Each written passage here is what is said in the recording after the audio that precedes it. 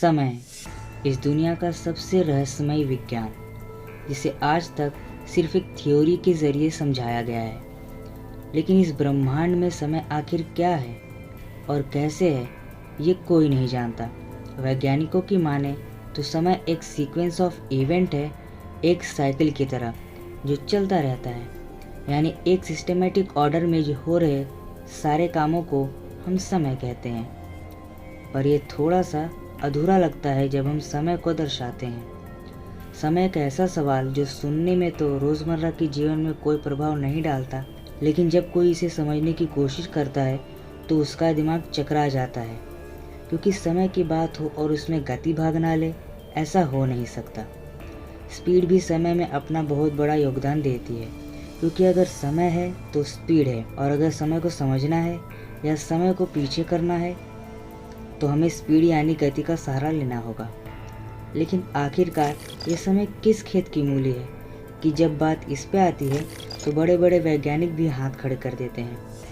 हाँ, भले ही वैज्ञानिकों ने कई सारी थ्योरीज और डेफिनेशंस दी हों, पर जब बात आती है सटीकता यानी पक्की बात, वो भी पक्के सबूतों के साथ, तब सभी पीछे हट जाते हैं। अगर सीधे भाषा में कहा जाए तो समय इस ब्रह्मांड में हो रहे सारे ऑब्जेक्ट्स की मूवमेंट और स्टिलनेस यानी ठहरने की क्षमता से बना है।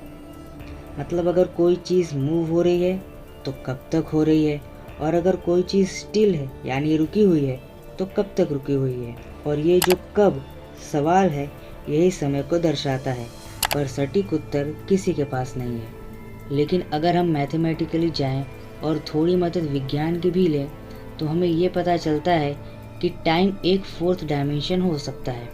हमारी दुनिया यानी हम इंसानों ने अभी तक 3 डायमेंशंस को खोजा है। लेंथ यानी लंबाई, ब्रेथ यानी चौड़ाई, और हाइट मतलब कि ऊंचाई। इन्हीं 3 चीज़ों से सारा ब्रह्मांड बना हुआ है, और इन्हीं 3 के लॉस और ग्रेविटेशन फोर्स के चलते ये ऑपरेट होता है। जैसे कि अगर मैंने एक बॉल को ऊपर की ओर उछाली तो मुझसे उस बॉल की दूरी हाइट होगी। बॉल का रेडियस होगा लेंथ और ब्रेथ। जैसा कि हम जानते हैं बॉल में उसका रेडियस चारों ओर से सेम होता है। तो इस प्रक्रिया में हमारा साथ हाइट, लेंथ और ब्रेथ तीनों ने दिया, क्योंकि उस बॉल का रेडियस मुझसे मिला उस बॉल को प्रेशर, और कितनी ऊंचाई तक वो बॉल गया, ये सब आपस में अच्छे से कोऑर्डिनेट करते हैं। पर यहाँ पे कोई और भी है जो हमसे छिपकर पूरे ब्रह्मांड में कोऑर्डिनेट करता है, और वो है समय। क्योंकि अब मैंने बॉल को उछाला है तो जब तक वो बॉल नीचे नहीं आता तब तक मैं उसे नहीं ले सकता, और उसके लिए मुझे इंतज़ार करना होगा, और ये इंतज़ार ही समय है। तो इससे ये साफ साबित होता है कि समय भी एक डायमेंशन है, पर यह कभी हमें अपने स्कूल में नहीं पढ़ाया गया। फॉर एग्ज़ाम्पल, अगर किसी ऑब्जेक्ट का वॉल्यूम निकालना है, यानी कि वो ऑब्जेक्ट अपने अंदर कितने मास या क्वांटिटी को स्टोर कर सकता है, उसके लिए हमें लेंथ, ब्रेथ और उस ऑब्जेक्ट की हाइट को आपस में मल्टीप्लाई करना होगा। लेकिन हम उसका वॉल्यूम किस समय में निकाल रहे हैं, ये ज़्यादा मैटर करता है। क्योंकि अगर उस ऑब्जेक्ट का निर्माण अभी कुछ समय पहले ही हुआ है तो वो उतनी क्वांटिटी को अपने अंदर नहीं रख पाएगा जितना कि कुछ समय बाद। क्योंकि हम जानते हैं कि धीरे धीरे करके ऑब्जेक्ट की स्ट्रेंथ लूज़ होती है, और क्योंकि उनके पार्टिकल्स के बीच में स्पेस बढ़ जाता है और वो कमज़ोर हो जाते हैं, और इसी समय में वो ज़्यादा मात्रा में क्वांटिटी को अपने अंदर स्टोर कर पाएगा, क्योंकि अब वो अपने स्टार्टिंग फेज से आगे निकल चुका है। तो यहाँ पर ये साबित होता है कि किसी भी काम को करने के लिए हमें फोर्थ डायमेंशन टाइम की ज़रूरत पड़ती है। हालांकि वो ऑब्जेक्ट थोड़ा सा ही ज़्यादा क्वांटिटी में पहले के मुकाबले होल्ड कर पाएगा, पर मैटर तो करता है। लेकिन अब सबसे बड़ा सवाल ये आता है कि जब हम किसी ऑब्जेक्ट की लेंथ, ब्रेथ और हाइट को अपने अकॉर्डिंग सेट कर सकते हैं आज की तकनीक की मदद से, तो क्या हम टाइम को भी अपने अनुसार चला सकते हैं? और यहीं से आरंभ होता है दुनिया का सबसे असंभव सवाल, क्योंकि बात ये निकल के आती है कि क्या समय यात्रा मुमकिन है? तो इसका साफ सा जवाब है नहीं और हाँ भी। अगर आज की वैज्ञानिक तकनीकियों को हम देखें तो ऐसी कोई भी डिवाइस या मशीन तैयार नहीं हो पाई है जो समय में यात्रा करवा सके। और ऐसा भी हो सकता है कि इस दुनिया में किसी ने तो समय में यात्रा करने की मशीन बनाई हो, पर दुनिया के सामने नहीं रखना चाहता हो, क्योंकि उसके बाद तो अंजाम आप जान ही सकते हैं कि कितना खौफनाक होगा। क्योंकि अगर ये डिवाइस कभी किसी गलत हाथों में चली गई तो यार एडवांस में गुड बाय कहना पड़ जाएगा, क्योंकि बुराई विनाश की ओर ही जाती है।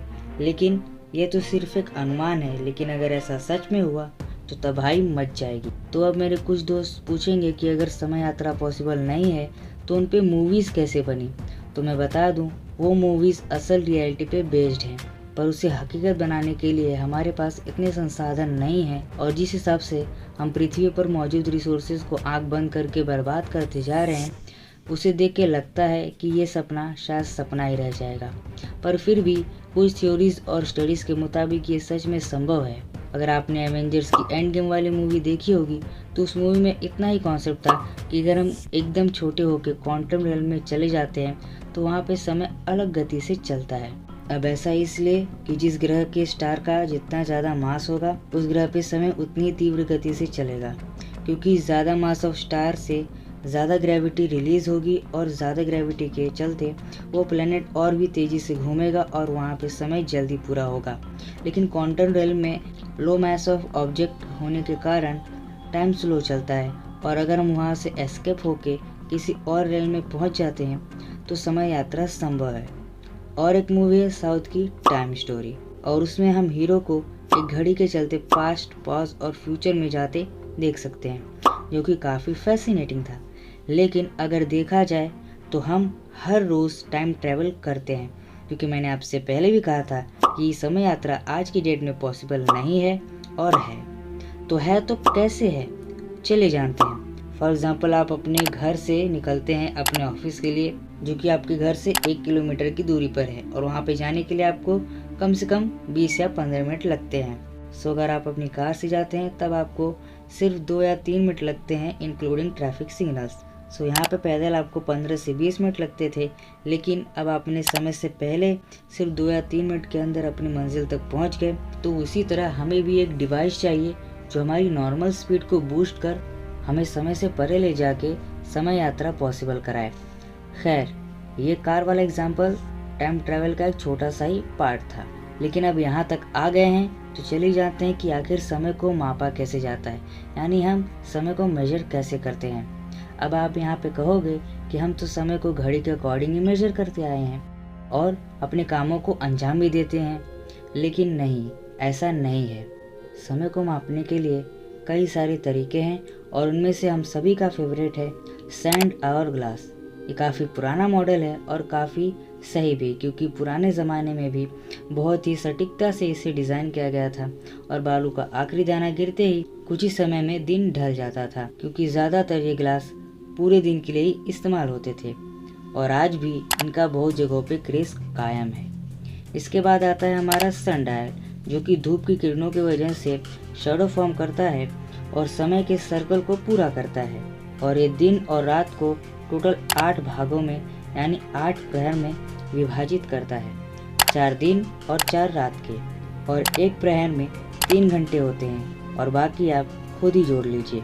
और इसी सनडायल की वजह से निर्माण हुआ हमारी घड़ी का, अरे ये घड़ी का नहीं, हमारे समय को बताने वाली घड़ी का, जो कि आवर्स, मिनट्स और सेकंड्स में बनाई गई है। लेकिन अगर सेकंड से भी कोई छोटा है तो उनमें भी बहुत बड़ी लिस्ट है, और उनमें से पहला है डेसी सेकंड, जो कि सेकंड का 1/10 पार्ट है।